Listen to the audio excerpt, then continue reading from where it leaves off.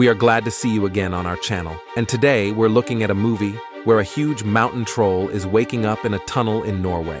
Nora Tideman has to work with the team to prove to people that trolls exist and decide what to do and how to deal with the creature. Nora Tideman and her father Tobias Tideman climb to the top of the mountain. The father tells the girl about a wall of trolls from a fairy tale, pointing to the mountains in front of them. She is skeptical and she does not believe in fairy tales, but nevertheless retorts the content of this. A long time ago at the wedding, 13 trolls got drunk and lost track of time. The sun rose and turned them into stones, and so the mountains appeared. Her father tells Nora that every fairy tale has some truth and you won't believe it until you see it. But then he says the opposite is true. You have to believe to see. He tells Nora to try to look not with her eyes but with her heart. Nora sees the shapes of the troll faces on the mountain. Tobias explains that the troll's flesh is earth and stone. The girl compliments that the heart is made of snow and the bones are made of ice. Tobias says that the trolls came from darkness and the light took their lives. 20 years later, northwest Norway, Atlantic coast. The man in the hat is on the phone with someone whom he addresses Sir, assuring the interlocutor that the whole team is working. Then he goes to Nora Tideman, who drips and looks for something. The man tells her that he got a call from the university, and if they never found anything, there's no more funding. Nora gets angry and says her father taught her never to lose faith, keeps digging. Suddenly, a girl's shovel stumbles upon something. The man calls the rest of the team, and they see the find. Nora rejoices. Nora Dovrefjell. In the mountains, the railway is being built. Workers' cars are coming together. Along the perimeter, there are people with posters, "Spare the mountain," and "Tunnel to Hell." Workers lay explosives inside the tunnel and activate it. Then they go inside. But almost immediately, they run back out because they hear a noise and see a movement. They have not yet realized that they have awakened a giant troll from 1,000 years' sleep. Tobias. Norwegian Armed Forces. Operational Headquarters, Akershus Fortress, Oslo. The workers notice a report of increased seismic activity in the house and send a reconnaissance plane there. The general approaches the screens and says, "She needs to know." The Prime Minister's residence, Oslo. The Prime Minister woman is met near the car and told that the Minister of Defense will brief her on the way. The woman is shown pictures of a tunnel that appears to be a meteor crater.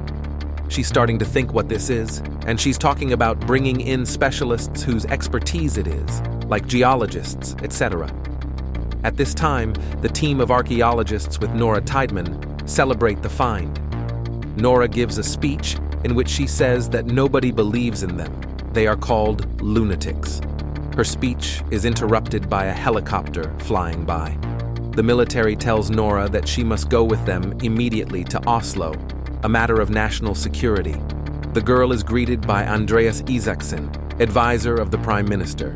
He tells the girl that everything is secret and she will understand everything as soon as she sees it. Nora is angry and says that he pulled her from a project she worked on for years. Nora Tideman is brought into the room and presented, saying that she is a specialist of paleontology, that is, dinosaur fossils. Andreas. Everyone is discussing what happened and making suggestions about what it might be. Nora sees huge footprints on the screen. Then she says, "It's obvious someone's footprint." The girl Sigrid runs into the room and shows new data, a video from the phone of one of the protesters. It's clearly heard a roar and showed the outlines of someone very large on the video. Leosha. An elderly couple is sitting and drinking tea. Their dog on the street barks loudly. Suddenly, people feel something like an earthquake and crawl into the basement. When they leave, they see that their house is destroyed.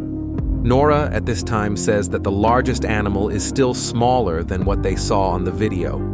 The girl is angry that they just sit around and discuss assumptions, but do nothing else. She says she can take a break from her work to help at the scene, but she won't sit and discuss the gas clusters. Andreas tells Nora that she was appointed a scientific consultant and they are moving to Lesha because there was an incident. During the flight, Andreas asks Nora why she decided to take up archaeology. Nora tells him that she has loved being outdoors since childhood. She says her father is a professor of folklore and mythology. She also says that he has a very good heart and a great imagination. That's why he has lost touch with reality.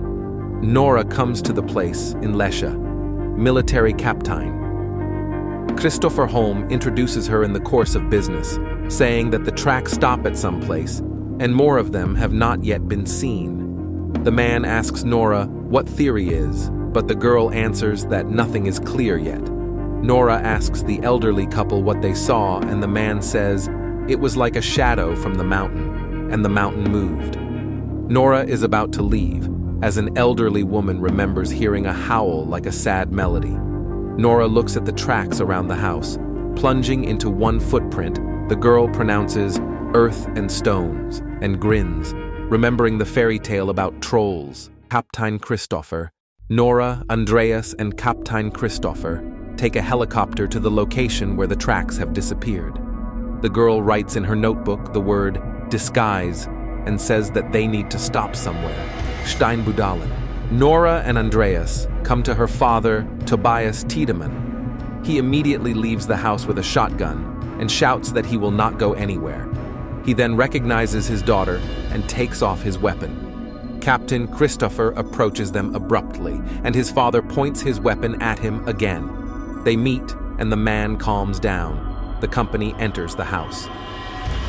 Nora shows the video to his father. Tobias immediately starts talking about the trolls. The man says that in all the fairy tales, trolls were portrayed in a bad light, and if you constantly lie, then everyone starts to believe in it. Tobias dresses up and says, not to waste a minute. The company flies by helicopter, and Tobias says that they need to land in a certain place. Nora says that her father was always eccentric, but then he got kicked out of work when things went too far. He spent some time in a psychiatric hospital. Nora goes to her father, who is checking something. He says that according to the map, it doesn't look like that. Tobias also recalls how Nora's eyes burned when he told her something as a child and asks her what happened, to which she replies that she just grew up. Suddenly, Nora feels a strange smell. The girl sees a big eye that looks directly at her. She says, "Dad," and Tobias turns. The troll starts to stand up. Captain Christopher commands a helicopter. They film the troll on camera and broadcast the video to headquarters, military town of Rennes. Nora and the rest are connected via video link to the headquarters. Tobias expresses his opinion about what he saw. The man says it's an adult mountain troll. The Prime Minister says there's no time, and they're sending in the military.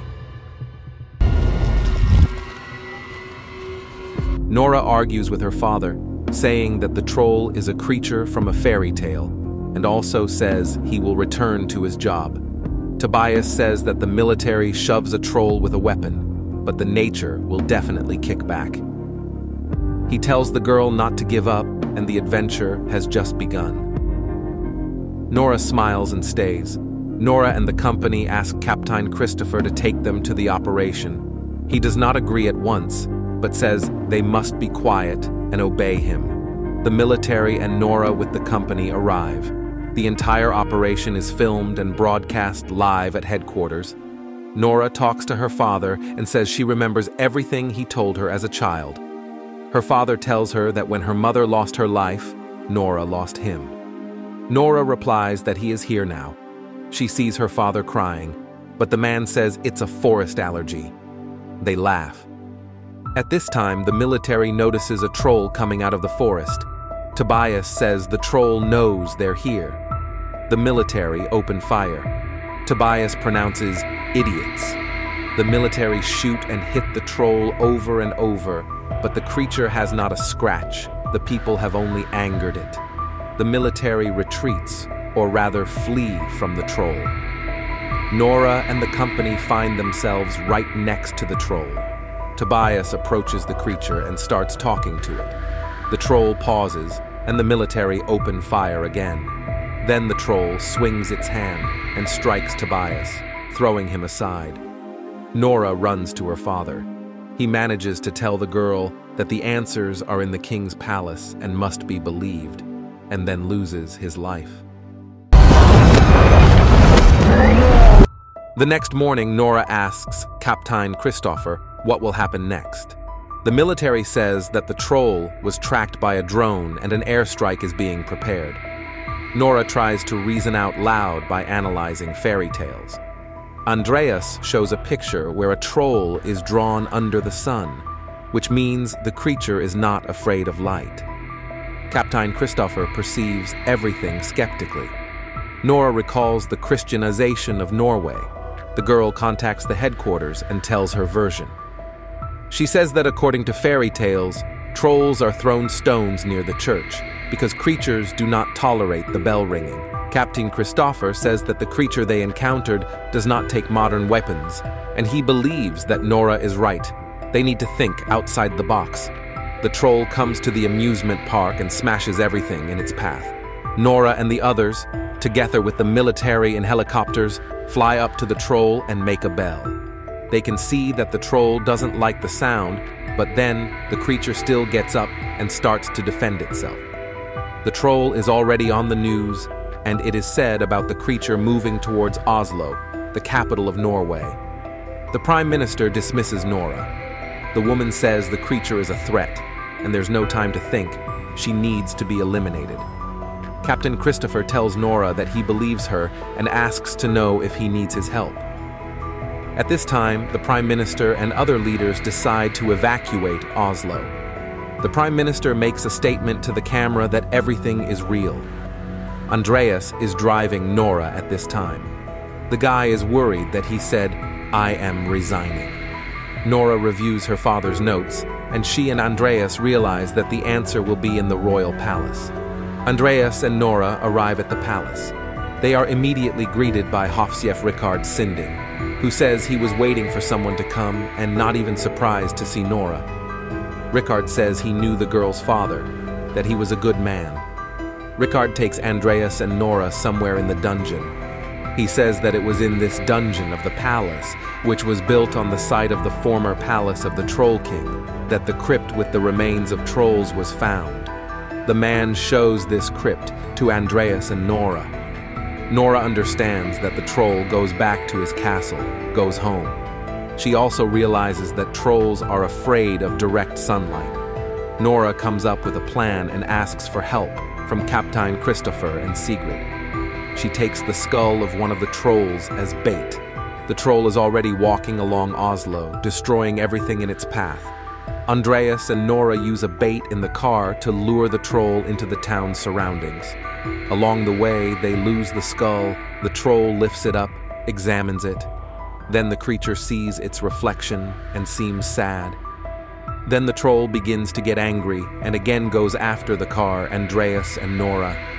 Finally, they reach a place where Captain Christopher has already prepared powerful UV lamps.